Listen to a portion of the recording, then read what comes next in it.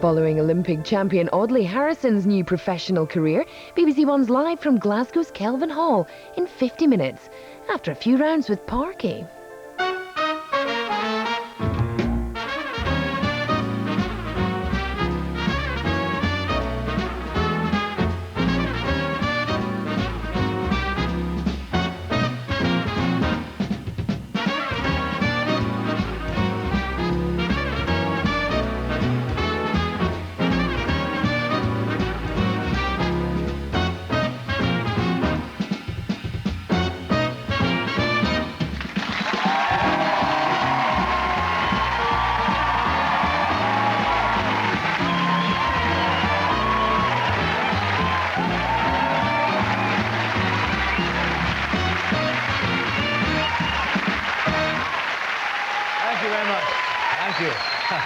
Calm down. Now on the show tonight, the tearaway from Liverpool who became a star. He is Ricky Tomlinson. Then the zany, talented Aussie who made a name on Not the 9 O'Clock News. In those days, she was Pamela Stephenson, actress and comedian. Now she's Dr. Pamela Connolly, psychologist and psychotherapist, and married to one of the funniest men on the planet. She's written a book about him. It proves he's much more than a funny man. He is both sage and philosopher. He once said, for instance, never trust a man who, when left alone in a room with a tea cosy, doesn't try it on. Ladies and gentlemen, Billy Connolly Pamela Stephenson.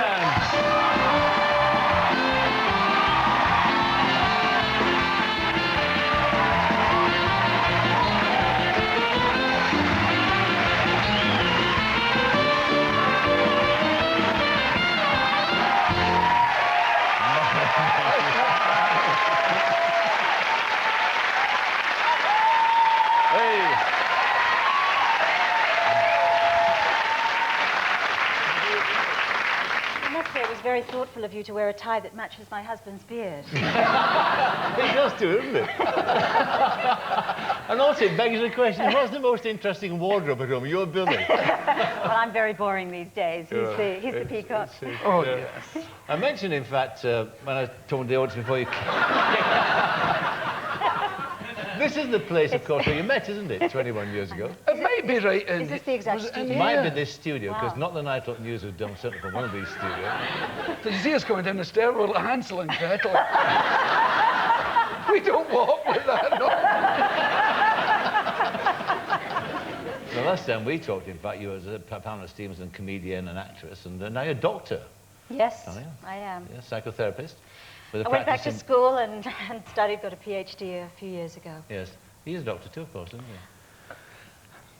I'm not saying anything at this point. Is this a matter of some sort of concern to you? You should have been there. What? Tell us what it was about. When the letter came through the letter box, and I went in and I said, how would you feel if... should I accept this? They're going to make me a doctor in Glasgow. Bastard! It's only 6 years, darling. Only 6 years work. They gave me one for bugger all. And the best thing was when I didn't get to make a speech, and I was really brassed off because I was determined to tell them it's the absolute truth that I've only been in Glasgow University twice in my life. And once was to see my daughter graduate, and the other time was to deliver coal. You're a doctor of letters now. I'm a doctor of letters. Oh. Most of them F's and B's.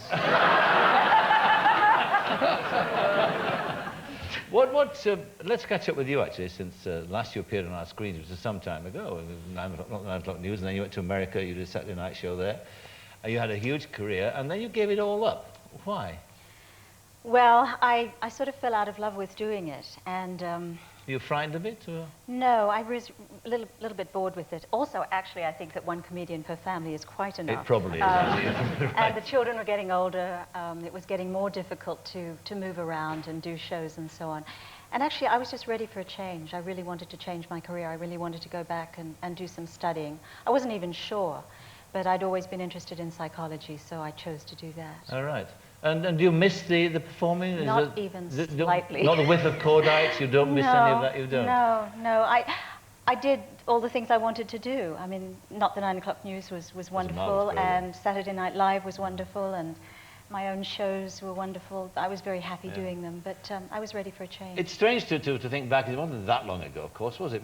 But you were kind of that rarity, weren't you? You were a woman who was both sexy and funny. And I mean, those days, I mean, it was impossible to prove that you could be that, and you did it. Well, thank you. It did seem like I was pioneering to a certain extent. Yeah. No more, no more. There are plenty of beautiful women being comedians. You certainly got this, brought this guy. Let's be reminded of the moment when you two met, professionally speaking. We've got it here. Great. This is you imitating Janet Street Porter, interviewing the young up-and-coming Billy Connolly.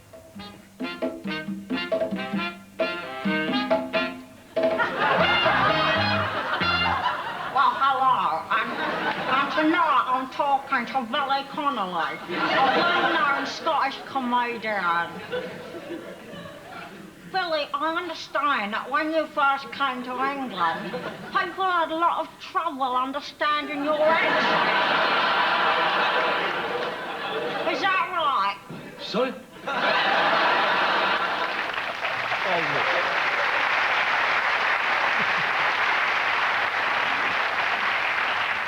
And love at first sight, was it? Oh, it was a terrible hangover as well, I remember. The truth is, I didn't understand a word he said when I first met him. Not a word. Yes, you did. I didn't. You did. It was just when I was... Every now and again. When I get angry, you didn't understand. When I get angry, you know, Scottish people get... Well, when Glaswegians get angry, it's a bit like dogs fighting. So, yeah, like that. She had trouble with that. But a lot of the time is, you know, you're just doing it for the effect. It saves you punching people. You know, I didn't want to punch her, don't get me wrong, but, you know, you just... And she had real trouble with my accent. You still swear in your sleep, you know. Does he? Yeah. Does he? It's terrifying. Really? But you can tell he's swearing, but you can't quite make out the words. Like... You should see me. Punches. You should see me. I'm at Biggles. I go to bed like Biggles. I've got a breathing machine. You know, bandits at 4 o'clock. With the clothes coming. I've got this sleep apnea because I die in the middle of the night, you know. Pamela's halfway to the phone to get the police or something. Go, and start again. So they give me this breathing, and it's brilliant. But it's weird. You can't have an affair. No. You can't say, so I come back to my place. You get the old head. What's here? Open the bomb doors. We're in for a good night. Chalks away. Bandits at 4 o'clock. Oh. But wasn't it one of the reasons why he dreams this? He has a recurring dream too. that when you found out about it, this interested you to the point that you actually did start thinking about, you know, writing a book about him. Well, he told me about this dream as I was writing the book, actually. Oh, right. And it was quite a revelation. I thought it was an amazing dream. I mean, Billy doesn't want to hear. He thinks it's psychobabble, but. You know, Billy, because he was so abused as a child, he had this... I'm not going to finish this. He had this recurring dream that he was drowning, right? Yes. And that he would eventually discover that he could breathe underwater. And that's the reality of his childhood experience. He actually did sort of find a way to survive, even under terrible circumstances. Yes. So I thought it was an amazing dream. And I woke him up once when he was in the middle of that dream. He was cross with me because I'd woken him before he got to the bit where he could breathe underwater. But what started you on the trail of this book? I mean, there was a moment in time when Billy told you about the abuse he had from his father, wasn't it? And is that when it started? I began to think, well, nobody really does understand just how amazing Billy's survival has been, just how he's moved from this terrible place in childhood through to doing what he's done today. And he's really overcome an awful lot. And I think that it's very nice for people to know that and to really recognize that about him, including family members who'd never known. Well, I was going to say, I mean, that must have been the worst part to face up to, wasn't it? The family, well, some of the family didn't know that this abuse had been taking part. I mean, it wasn't just sexual abuse, it was physical abuse as well. Yeah. And it was not just your father, it was an auntie as well, and it happened at school as well. I mean, in fact, everybody seemed to want to beat you up when you were a kid. I mean, it was very bad luck, you know. No, there was a lot of bad luck involved. I got the nightmare school teacher all the time. Yes. You know, I just bundled from one nightmare to another until you think maybe that's the way it is, you know. Yes. You get beat and You chose to go out on stage, and your act's based on telling about your childhood. And I've told them my whole life. Everything. Except Pamela doesn't know the half of it. There's new stuff about her in the new show. I have my spies. Yeah. What were you saying? I was just saying about when you went on stage, and your act was very much telling people about yourself. Yeah. And you talked about this childhood, which all right, was poor, but it was funny. I mean, it was great. But it can't have been great. I mean, no, there was misery involved, but you can leave the house. You're not stuck there for your whole life. I had great pals, and we dived around doing great boy things and stuff. And another thing is I refused to do my homework for many years, and I kept promising I would do it. And I got beaten every day, and I grew to really like it, you know. There was a real high noon situation every morning with the teacher and me, and you go, Ksh, okay, fine, wait, sit down again. And it's like, and you know, when the worst thing that can happen to you in a tough situation like Glasgow or Liverpool or those towns, for me the worst situation was a good punch in the nose, and you realise it isn't all that sore. It isn't all that painful, you know. You go, oh, that'll do. So you want to fight all the time. It's not that bad. And what you see, she looks at me like a psychotherapist every time. I just think it's so terrible. See, my wife can ask you a question without saying a damn word. There's a silence happens. You know, there's a silence you can hear. You can feel it next to you. The silence, and you end up going, what? It's the weirdest thing. But I mean, that I can see the point you're making about that kind of physical abuse. But what about the other kind of abuse that you suffered? The sexual abuse? From your father. I mean, that must have been a terrible thing to have dealt with and to have understood as a child. You were 10 years old when it happened to you. You kept it secret all your life until you told Pamela. Well, first of all, tell us how you told Pamela. It was the day of my father's death. And? He was about to die, and he was about sitting to in the die. car. And we went downstairs for a minute, and I said, look, I don't know what to do, because I'd never confronted him, and I felt very, very guilty. It wasn't until I read later that no one or very, very few of the victims of this, although I don't see myself as a victim, but the very few people confront the person who did it. You know, your dad, you're desperate for him to love you, and you try your whole life to do things that he would like, you know. Like if you know he loves football, and you try, and you're not good. You want to be a cyclist, you know. But he calls cycling a Jessie sport, you know, and you run like a girl, you run like a big lassie, so I better try. I'll be a mountaineer. I'll do something and you do your whole life to try and impress him, and it never really comes, because as you get older, his attitude towards you gets stranger and stranger. He expects you to confront him, and you're not going to do it, and this weird thing. The silence develops between you, which is very odd, the great unsaid. And then it goes from there to the guy giving you moral lectures about how to behave and blah, blah, blah, and you're letting his side down. And but you won't say, you wait ever... a minute, is it? Well, yeah, precisely. It turns out, you should bloody well talk. No, that's what you think you would do. But what happens is you're young and it gets kind of confusing, and you think, did it happen? Am I inventing the whole thing? And then later it comes back, of course it was real, of course it was stupid. You know, and you remember, the bit I always remember was the relief when we went on holiday, because we were in different rooms then, you know. Yes, and you're freed from yeah. Yeah. And I was dying to tell people, and actually I was dying to try and make fun of it and all that, because I've made fun of the violence and stuff. And so I was trying to find a way of making fun of that, and I broached it a couple of times. I threw out a couple of little feelers. Yes, I know. But there's no colder subject on earth. No. You know. It's interesting, the way you edited your life, wasn't it, on stage, in a sense? Because, I mean, one of your funniest routines was going on holiday and wearing those... the big woolly swimming trunks. Oh, my God. No. It's good. The swimming trunks that get jealous of the seaweed. Have you ever had that? You know, where the wool gets heavy and the whole thing starts to do... Oh, God. this huge, with a white belt. That's right. And a pocket with a button on it. What were you supposed to carry in that pocket? I mean, you know, it's made, you live in Australia now. You see these guys strutting up and down the beach, macho guys, but Yeah. they've not swum in the North. They've not done it. They've never swum in the North By Sea. God. They've never made that noise Yeah, as right. the wave hits your testicle.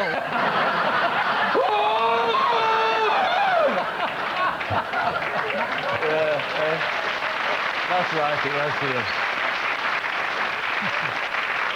Oh, yeah. God, I remember that so well. So very well. So very well. We took our teenage daughters to see Billy for the first time a couple of months ago. Oh, yes. They came to Dublin. At the end of it, Amy, our 15-year-old, said, she sounds like a valley girl. She said, Mom, I can't believe I'm related to him. And I said to Scarlett, did you enjoy it? And she said, oh, it was awesome. And I said, what did you enjoy best? She said, the woman with the weather chimes pierced in her vagina. I was talking about people who pierce all these bits of the body. And I said there's women in California with wind chimes hanging out their knickers.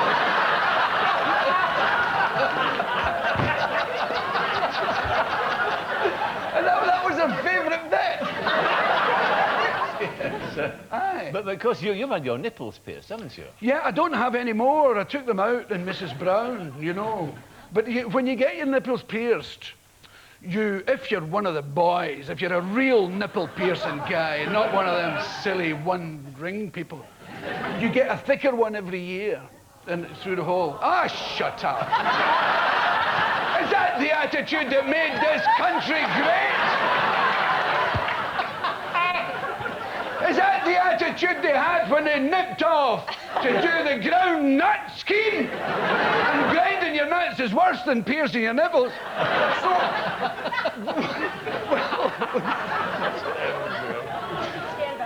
Pierce next. Yeah, well, this is it. I don't want to pierce anything. I fancied the willy, though. I thought, oh, let's... But you know what put me off? What? The guy holding my willy to do it.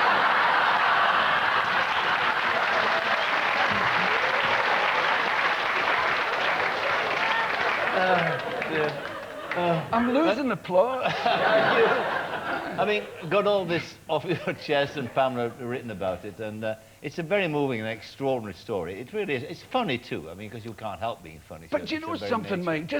I don't want to appear poor. The guy who came from a poor place and is famous and successful, and you know that thing, that American sort of dream thing. Because when you live in a slum, it doesn't seem like a slum. It's a nice place to be. Yes. You know, the people are very, very, they're delightful. Yes. No, you don't get any, everybody says they never broke into the houses. Nobody had bugger all. There was nothing to steal. What are you going to steal? Clothes pegs or something? The wireless, you know. So the place is okay. And when these things are happening to you, you're not sure if they aren't happening to everybody else as well. So you take it on board.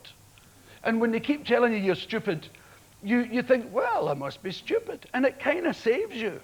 Yes. You know, you don't say, well, maybe there's something wrong with my brain, because nobody's going to help you with it. You know, so, because you're working class, you're not going to get whipped along to have your brain looked at or whatever. So you just accept, and in accepting it, there's a great jolliness. And I managed to pass my 11 plus and go to the school with a blazer and all, you know. And I was all proud of it. And then it happened again, away down the Swanee. But there's again, I thought, I want to work in the shipyards anyway. I don't want your crap Latin. So off I went to be a welder. And that was great. Nobody asked very much of me there. So it's not like being a loser all your life. No. I would hate people to think that I was... Survivor, precisely. And see, what's interesting in Pamela, Pamela says in the book, she uses 3 words. She looks at you and she thinks, she feels envy, which is interesting, admiration and incredulity. And I think that anybody who reads the book would feel exactly the same.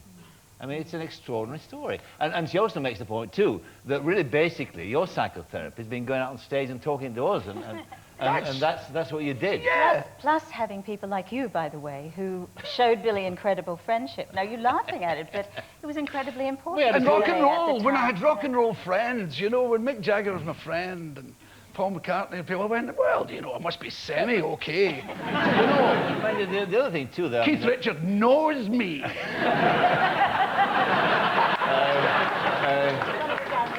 You know, in the book, this is very sad, this, and the sad thing in the book is that you want to be on Eric Clapton's fridge. Because Bobby Ball was on it. I was consumed with envy. I went to Eric's house for a party, and I saw a photograph of Bobby Ball. I went, oh, well, it was Cannon and Ball, but it was from Bobby. Maybe the both, but I read Bobby's one. Yeah, Eric, tra-la-la, how's the... Bobby. I went, how does he know Eric Clapton?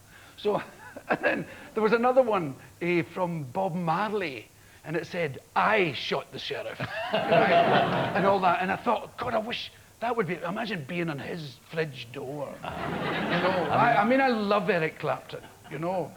And I love lots and lots of people, you know. I love Earl Scruggs, the banjo player, and most of the people I love are dead. It's not a weird sexual problem.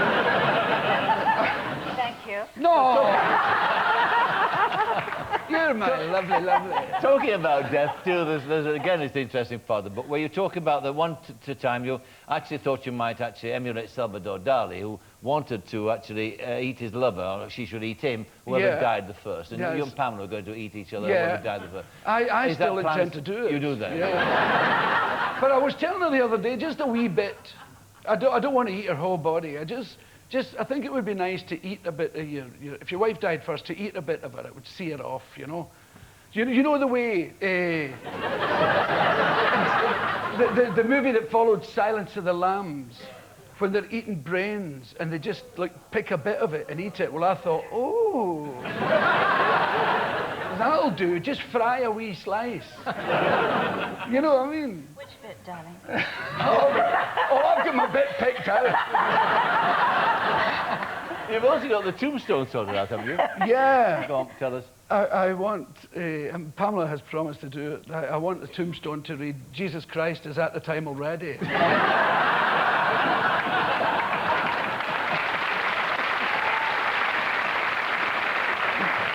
there's the other one. I've got another one. I want to get the sound system fitted next to my tombstone, behind the flowers and all.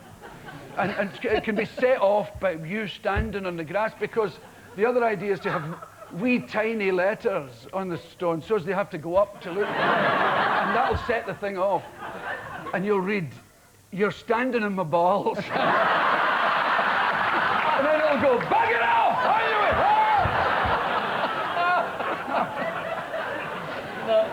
I mean, is he like this at home? No, No. Does he rant? I rant all the time. Do you rant, yeah. Oh, I love a good rant. Osama bin Laden. And Osama bin Laden, I call him. I go for it. You know, you must see those. Somebody says you're not allowed to tell jokes about the war. Dear God, there's no better. Can you? I was on tour, and the Americans are dropping bombs and food. I mean, what's wrong with this picture? Can you imagine being an Afghani who get killed by a big box of food? And the next step is obviously edible bombs. You know, you'll just drop a big giant licorice allsort. Can't they see? I mean, it's been interesting reading the book, because you know, I've sort of followed your career over a part of the time that certainly the time that Pamela's been with you. I suppose that we should all thank you actually for the main thing that you did, and that's that you got him off the booze and the drugs too. I mean, you in many ways saved his life. I don't really think you can save somebody's life. I think they have to be ready for that to happen. I think they have to decide to do that themselves. But you promoted the idea. I definitely promoted the idea. I definitely said, there's no chance for us unless that stops, because I'm not going to deal with it. I remember asking you. I asked you a couple of times. I'd be the wrong person. Too much? I'd be the wrong person to ask Billy James. You know, he said, get them in. You're tight-fisted Scottish person. Yes, I didn't know you asked the question when it was your round. I noticed that. But you see, but I was suppose in many ways that's typical of your friends at that time, because we saw Pamela as being the woman who was kind of taking you away from us in a sense. Because there's nothing closer, is there, than a male drinking school. Yes, there's nothing better. Nothing better. It's good fun. There isn't. It's good fun. I mean, we enjoyed each other's company. And then this person came in and he started changing. We all thought, what's she done to him? You know. Yeah. And you will be aware of that, of course. Yeah. Well, very, very understandable that one should be concerned about it or even suspicious. That's right. Yeah. But it was a good thing that you did. I That's think for so. sure. Oh, it was, aye. Because you get to a point where you think you might die, and you start looking forward to it. You know, it's kind of like showbiz. Yes. You think, God, this'll get me, and you think, well, I'm going to be one of them. I'm going to be one of the dead ones. And you think, yeah, that's okay. I'll settle for that. Yes, Yeah. that's right. Yes, exactly. it seems quite okay. And mythology that grows up around drunks who will fall off the perch. It doesn't seem all that bad. And finally, I mean, having written the book yourself, or you've said that you I think you admire him more, don't you? Having gone through that voyage with him. And It was an extraordinary process writing it, and I'm sure. it was cathartic for both of us, and I found it very painful, and I think Billy did too, you know, just seeing it laid out like that. And when someone very close to you has gone through that and you're really forced to take a look at the details of that, it's painful stuff. I mean, it was, and you know, Billy's always going to make light of it, and he's always going to show what a survivor he is, but it was bad, and he did survive it brilliantly, and he was able to take care of his massive talent. That's one of the most important aspects of this. And but it was hard, and it was hard talking to members of the family about it. But it was very healing because the family was very split. A lot of people didn't know. See, my brother Michael, I feel most sorry for. I still didn't tell him. I couldn't tell him.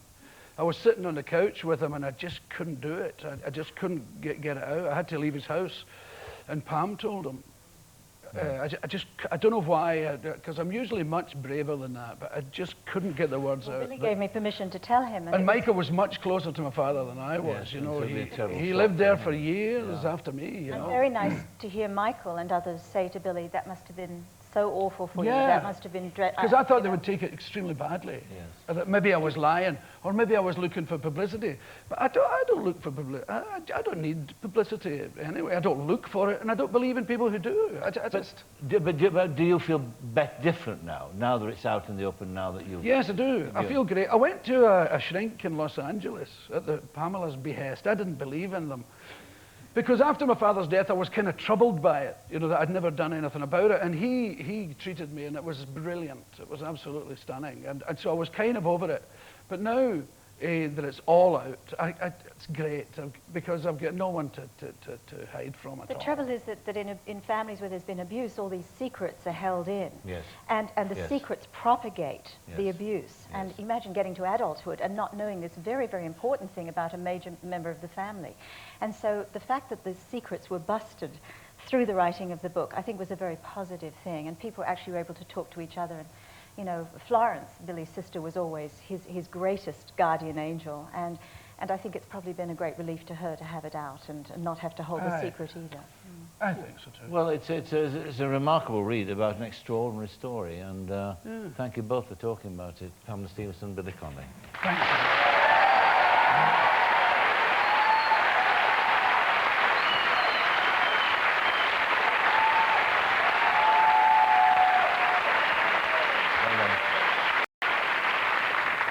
Music now, and one of the most talented and popular singer-songwriters of the present time. His best-selling album, which seems to sell forever, is White Ladder. From it, the hit song Babylon. Welcome, please, David Gray.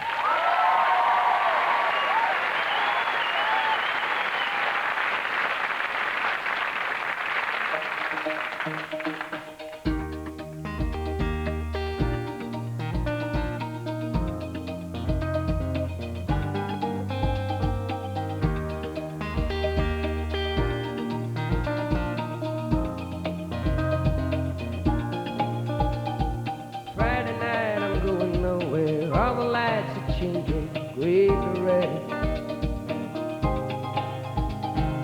Turning over TV stations, situations running through my head.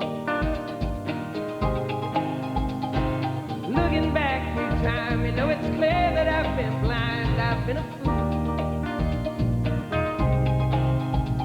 To open up my heart to all that jealousy, that bitterness, that ridicule.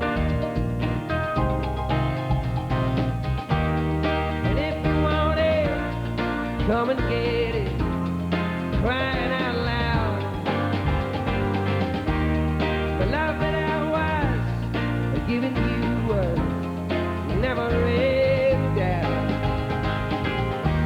Let go of your heart, let go of your head, and feel it now.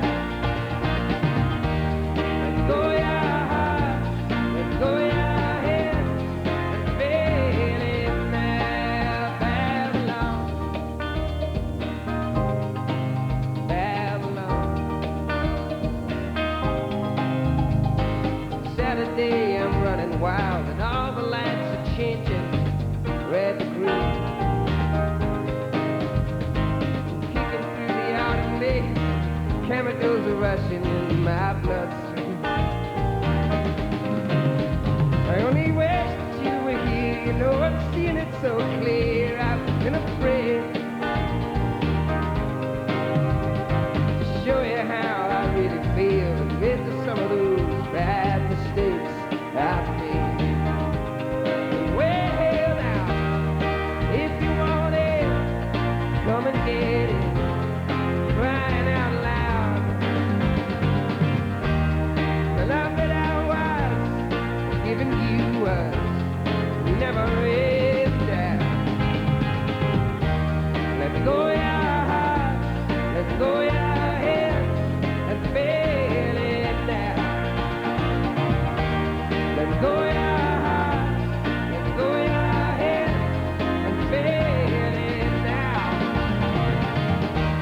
Let go of your heart, let go of your head, and feel it.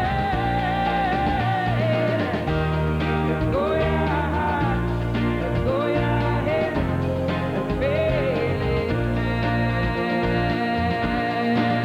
Babylon, Babylon, Babylon, Babylon, Babylon. Wow, wow, wow, wow, wow.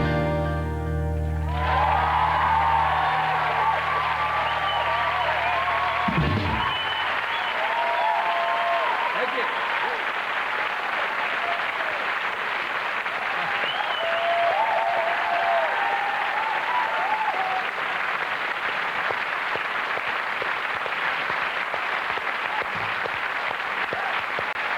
Now, my final guest tonight is a building worker who became an actor, and a very good one too. There's an integrity and a power to his acting that can't be taught at drama school.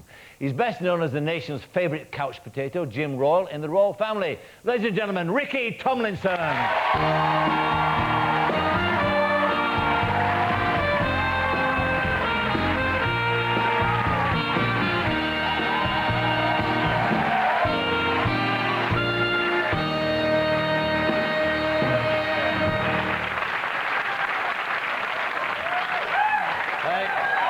Love the air. It's great, isn't it? Got half a pound of margarine on that. It's a good one. It's your own too, It's isn't it? my own. Well, I got yeah. it is. Yeah. Proud of that, mate. It's a real bonds of that. Is that going back in your youth? This goes back to Liverpool when I used to go to the Grafton on the Saturday afternoon Right. to the tea dance. And it's called a tea dance, and it was a shilling, 5p. And you went into the dance and you got a cup of tea and a biscuit. And you used to have like a little trio. And then the fella used to come and play a few records, and we used to start jiving and used to get thrown out. Because they wouldn't allow you to jive. I remember that. I remember. The devil's Remember the music. night we were dancing together? We got thrown out. I'll never forget it. No, but he threw us out for jiving, yeah. There's a great affinity between you two in a sense. I mean, Glasgow, Liverpool, and welder, builder. Yeah.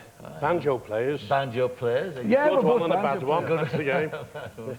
And also, I mean, the difference is that Billy's not been to prison and you have. He should do with an act like No, that, no. though.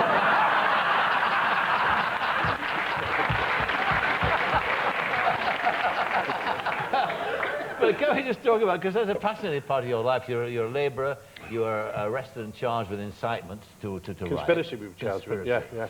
And sent to prison for 2 years. Well, the reason why they charged us with conspiracy was the actual offences carried like prison terms of 3 months or 4 months. If they use a conspiracy law, then they can give you life. They got it forever. And that's what, but we were actually offered a deal in the cells. Plead guilty, and you get fined 50 quid, and the union will pay the fine. And I Why said, didn't you? because I've never been in trouble with the police, I've done nothing wrong. And there were 6 of us on trial, and 2 of us said, well, we're not pleading guilty. And the other 4 wanted to take the deal. And good enough when we said, well, we're not, we're having a go. And they stayed with us. But what about yourself? I mean, how did you handle prison? well, it did change my life, honest to God. You know, I mean, I had a tremendous family. I mean, my mum will be watching this tonight. She's 86, Peggy, and I love her to death. I love her to death, and I was interested listening to Billy talking at the back there. I was fascinated because I adored my father. Well, you were lucky, weren't you? He was 55 when he died, and I miss him now. And he's the first man, I know this sounds a bit corny, he's the first man I ever kissed. And I kissed him when he was in hospital, and I wouldn't go in to see him. I couldn't, and I was a rough and tumble merchant to take my coat off and have a little go and all that. What was wrong with your dad? He was dying of cancer, right. and they had him in Clatterbridge, and my eldest brother, who is adorable, I've got 3 brothers, and he said, we're going in to see my dad tonight, and I said, I'm working, I'm doing a little gig, and he went, no, we're going in to see my dad.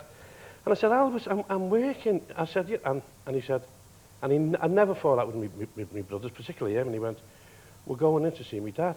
And I thought, and the lads went down and gave him football magazines and this and that, and I went down, and he didn't eat confection with that, he didn't eat sweets or anything, and I gave him a penny bar of chocolate and put my arms around him and kissed him. And he said, I know. He said, he knew why I hadn't been in to see him. And I started crying, and he just said, take me home. And we took him home. He died a few days later at home, you know. But I adored him. And when I used to go to school and kids would say, oh, when I go home, my dad's going to kill me. I couldn't. I said, what do you mean your dad's going to kill you? Never hit you. My dad used to come. He was a baker, as I say, so he worked nights.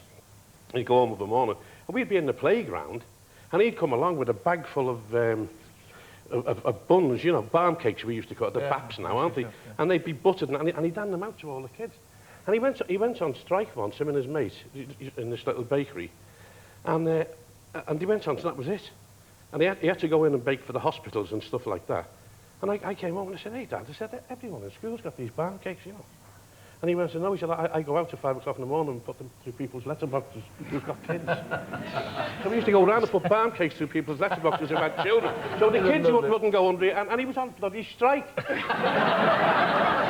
How did the prison change you? And it did change you fundamentally, didn't it? Because it changed me absolutely, because like Billy, I passed a scholarship when I was 13. I used to have a 13 plus in them days for, I don't know, kids who they thought maybe should have passed the 11 plus and for one reason or another didn't. And I passed it, and there was a choice of 3 sort of colleges you could go to in them days. You go to a technical college and become a building worker, which I did. I became a city and guilds plasterer, or you could become an engineer. Or in them days, you could go to what they called a commercial college and learn to write, to type, do shorthand, and concentrate on English, and that's what I wanted to do. I was desperate, and I couldn't, because I suppose it's the equivalent of like sort of being gay a few years ago. It was one of them, and so I John the Jesses. Honest to God, yeah. And I used to have to, like, the school cap, and as Billy said, you used to take it off when I got off the tram, coming home and put the cap in my bag, and I was, but when I went to prison... It's terrible how limited you are. Yeah, but when I went to prison, I was in solitary confinement for sort of so much of the time that I used to, like, sort of write on lavatory paper or get books sent in, and I could write and just, as you say, pour out what's inside you. And then I started listening to the radio, to Radio 4, and to plays, and it's weird. It's absolutely weird.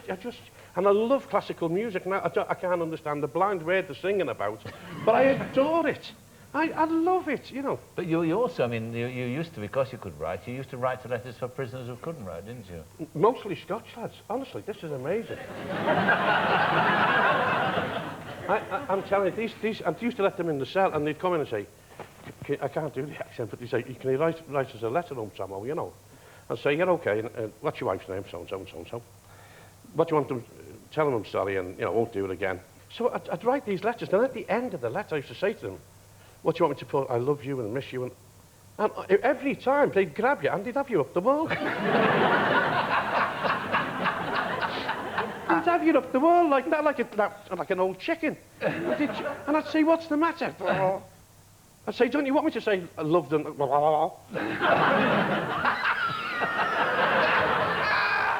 They couldn't say the word love. No. They couldn't say it. So I used to put it and send them off. And then, you know, a week or two later, they'd come back and say, can you read that back? And the replies were wonderful. And I've seen these big, hard cases, like little tears in their eye, and pretending they've got a cough. and it was wonderful, but, you know, it was a nice experience, you know. Well, when you came out of prison, of course, I mean, you got the double whammy, because when you came out, you'd been blacklisted by the bullies, weren't you? Oh, yeah. So you couldn't work? No, so, couldn't work. Blacklisted. Used to have our photographs up in the site agent's office. And my mate, Desi, I did have our photographs.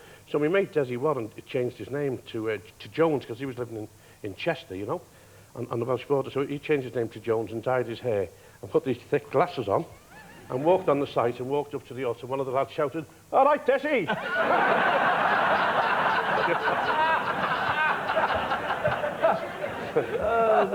So you made a living by going out playing your banjo? I've done anything. I'll clean windows. I've done a bit of busking. Got a job my brother was the consec at one of these British Legion clubs, you know.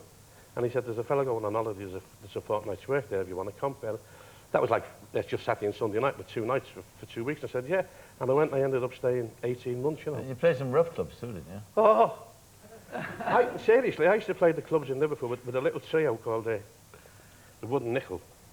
We used to do this club called the Colombo Club. So we'd get in this old van, throw an amplifier in and the banjo and the guitar, and shoot down. And the place was full of gangsters. And the only women who went in there with like streetwalkers and girls off the ships, girls working the ship, you know. So we're playing one Sunday afternoon, and we used to play from 3 till 5. And we didn't know at the time, we had no licence, nothing. And the guy who owned the club was called Tony Gallagher, who was a little Irish guy, being a little professional boxer, bantamweight or something. And the next thing is these fellas come in the club with the shotguns, and so there's both barrels everywhere. So I threw myself under a beer mat on the stage. and we're like that, and we're watching the smoke. It's like a Western. We're watching the smoke rise. And all these fellas who threw themselves under the table, because they all thought it was for them. And they're all like that, looking over the table. And Tony Gallagher, this is the truth, he was at the far end of the club, and he vaulted the bar. And he was only a little guy. And he ran right through, jumped on the stage, grabbed the microphone, and said, "That's it! Shotguns in my club! In future, no one gets in unless they've got a tie on!"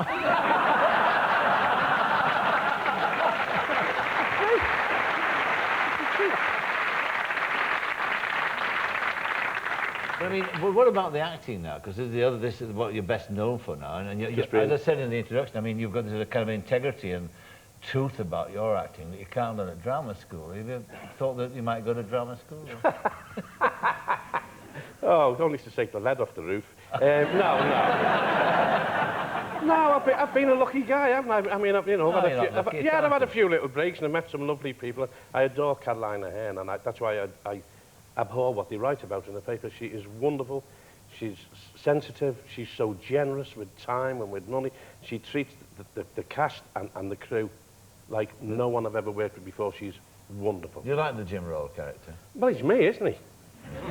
He's me. My Rita's out there, somewhere out there, and she's probably asleep, but she's out there somewhere. and we get there's only me and Rita that were home. And when the phone bill comes, I go bonkers. I say, "Oh, God. What's that? How can that be that? How can that?" And as I'm talking, I'm switching the lights off. How can that be? What, do you get the street recognition, do you? I'd done, a fella phoned me up from Bolton, and he said, I can't do the accent, but the accent's wonderful. He said, "Ricky," he said, "I'm at this football zoo." He said, "You've got 6 or 7 young teams here." He said, "And one of the players from Bolton should have come to present the prizes and the medals." He said, and he's let us down. I said, "Malcolm," I said, "It's 8 o'clock, I've just got in from work." "Oh," he said, "they're not after." I said, "Well, I'll tell you what, I'll grab a few photographs, but it'll take me an hour to get there." Liverpool to Bolton, you know. Yeah. She said, "Where are you?" I said, "Oh, I'm going." Anyway, I goes, and there's about 100 kids there, because there's 7 teams, there's 12 or 14 in the team, with and this fella, and the player of the year. And so I thought, here we go, let's get stuck in. So I goes in, and you know the score, you pick up the trophy, you read the name out, the kid comes over, you hand it with the left hand, you shake hands with it. And I was thinking, I'll try and change. I said, well done, well played. And every one of them said to me, my arse. Every one of them.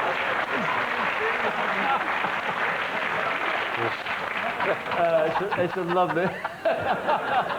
such is fame. Now tell us, because you're going to conclude the entertainment tonight with this wonderful number, which is called... Are you looking at me? Are you looking at me?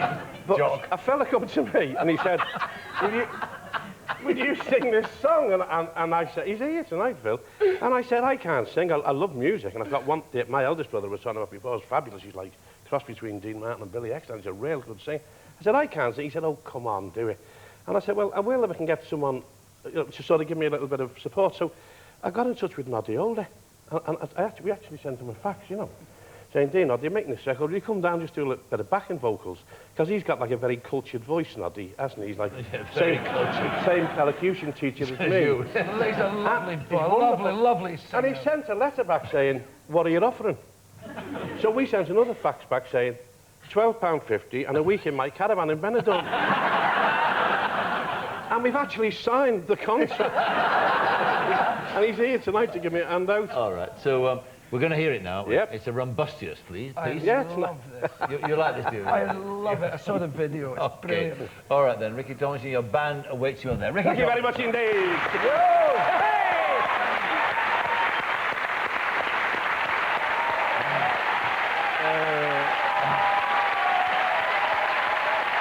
My thanks to Ricky Tomlinson, Pamela Stephenson, Billy Connolly and David Gray. Next week, my guests are Stephen Fry, Gabrielle, Larry Hagman and Cher.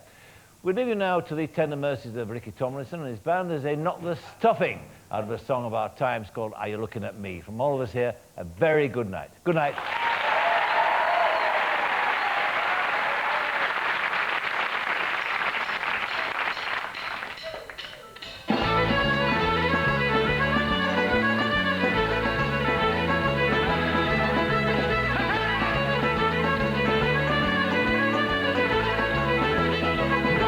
She's standing up here, out to kill the guy. I'll take you my time to give you my son. Are you looking at me? Who do you think you're talking to? You're looking at me, I'm not looking at you. You want to see what you can do? Are you looking at me? Are you looking at me?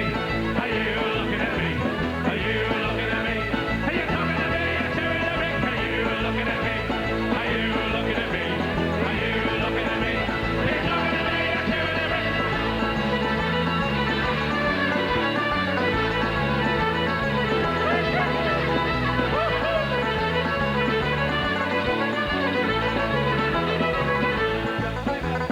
That's the bloody much of you are. And they're out to give you the look. Hey, you looking at me?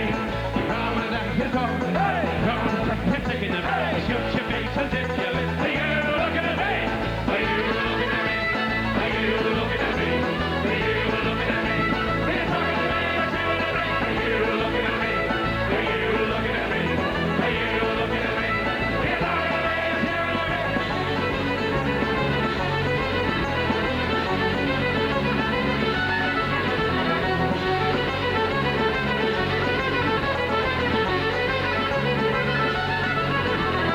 Teach you a lesson you won't forget. When I finish with you, you're not.